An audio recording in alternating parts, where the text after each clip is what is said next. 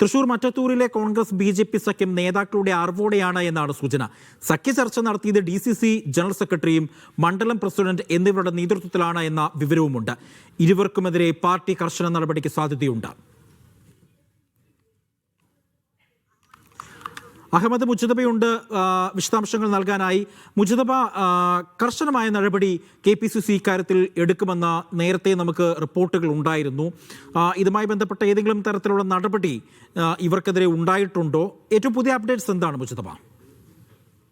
Aji, 10 LDF അംഗങ്ങളും വിമതരടക്കം 10 UDF അംഗങ്ങളും 4 NDA അംഗങ്ങളും, അതാണ് മറ്റത്തൂരിലെ ഒരു കക്ഷിനില എന്ന് പറയുന്നത്. അവിടെ ഈ 2 വിമതന്മാരിൽ ഒരാൾ LDF-നൊപ്പം ചേരും എന്നത് തിരിച്ചറിഞ്ഞുകൊണ്ട് ഞങ്ങൾ വേറൊരു സഖ്യം ഉണ്ടാക്കുന്നതാണ് അവിടുത്തെ പ്രാദേശിക ഘടകം നേതൃത്വത്തോട് മറുപടിയായി നൽകിയത്. പക്ഷേ എന്തു തന്നെയായാലും നീക്കുപോക്കുകൾക്ക് ഒരു തരത്തിലും BJP-യുമായോ മറ്റു തരത്തിലുള്ള നടപടികളുമായി മുന്നോട്ട് പോകാൻ കഴിയില്ല. അത് KPCC നൽകിയ നിർദ്ദേശങ്ങളുടെ ലംഘനമാണ് എന്ന് കർശനമായി തന്നെ പറഞ്ഞൊരു സാഹചര്യം കൂടി ചൂണ്ടിക്കാണിച്ചുകൊണ്ടാണ് ഇപ്പോൾ അവിടുത്തെ നേതാക്കളെ ഈ പ്രാഥമിക അംഗത്തിൽ നിന്ന് സസ്പെൻഡ് ചെയ്തിരിക്കുന്നത്. DCC ജനറൽ സെക്രട്ടറി TM ചന്ദ്രൻ, മണ്ഡലം പ്രസിഡന്റ് ഷാഫി കല്ലൂപ്പറമ്പിൽ എന്നിവരെ ഇപ്പോൾ പ്രാഥമിക അംഗത്വത്തിൽ നിന്ന് KPCC സസ്പെൻഡ് ചെയ്തിരിക്കുന്നു. പ്രത്യേകിച്ച് പാർട്ടി തീരുമാനങ്ങൾ കോൺഗ്രസ് നയങ്ങൾക്ക് വിരുദ്ധമായി ലംഘിച്ച് പാർട്ടിയെ പ്രതിസന്ധിയിലാക്കാൻ നേതൃത്വം കൊടുത്ത DCC ജനറൽ സെക്രട്ടറി TM ചന്ദ്രൻ, മണ്ഡലം പ്രസിഡന്റ് ഷാഫി കല്ലൂപ്പറമ്പിൽ എന്നിവരെ KPCC പ്രസിഡന്റ്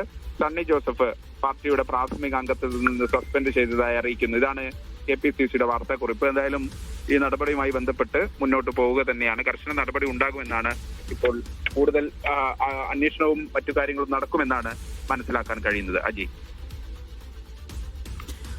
ഈ വിഷയവുമായി ബന്ധപ്പെട്ട് മുജതബ നേരത്തെ TN പ്രതാപനടക്കം വലിയ തരത്തിലുള്ള വിമർശനം ഉന്നയിച്ചു. അത് മാത്രമല്ല LDF പോലും വലിയ തരത്തിലുള്ള ആരോപണങ്ങൾ ഉന്നയിക്കുന്നത് ഈ ഒരു കൂട്ടുകെട്ട് അല്ലെങ്കിൽ ഈ ഒരു സഖ്യം മുതിർന്ന നേതാക്കളുടെ അറിവോടുകൂടെയാണ് ഇത്തരത്തിൽ തൃശ്ശൂരിൽ വ്യാപകമായി ഇത്തരത്തിലുള്ള സഖ്യം ഉണ്ടാക്കിയത് എന്ന ഒരു ആരോപണം CPM ഉന്നയിക്കുന്നുണ്ട്. പക്ഷേ ആ CPM-ന്റെ ആരോപണങ്ങളെ, CPI-യുടെ ആരോപണങ്ങളെയൊക്കെ UDF, അതായത് കോൺഗ്രസ് എടുത്തിരിക്കുന്ന സമീപനം എന്ന് പറയുന്നത് ഇവർക്കെതിരെ കർശനമായ നടപടി സ്വീകരിക്കും എന്നാണ് പറയുന്നത് മുജതബ. അപ്പോൾ ഇതുമായി ബന്ധപ്പെട്ട് ഏത് തലത്തിലുള്ള ഒരു അച്ചടക്ക നടപടിക്കാണ് സാധ്യതയുള്ളത്? പ്രത്യേകിച്ച് ഒരു DCC ജനറൽ സെക്രട്ടറിയാണ് ഇത്തരത്തിൽ വലിയൊരു സഖ്യത്തിന്, അവിടെ BJP കോൺഗ്രസ് സഖ്യത്തിന് ഒരു നേതൃത്വം നൽകിയത്, അല്ലെങ്കിൽ അതിൻ്റെ ചർച്ചകൾക്ക് വഴിവെച്ചത് ഈ മുതിർന്ന കോൺഗ്രസ് നേതാവ് കൂടിയാണ്, DCC-യുടെ സെക്രട്ടറിയാണ്, ഉത്തരവാദിത്തപ്പെട്ട ഒരു നേതാവാണ്.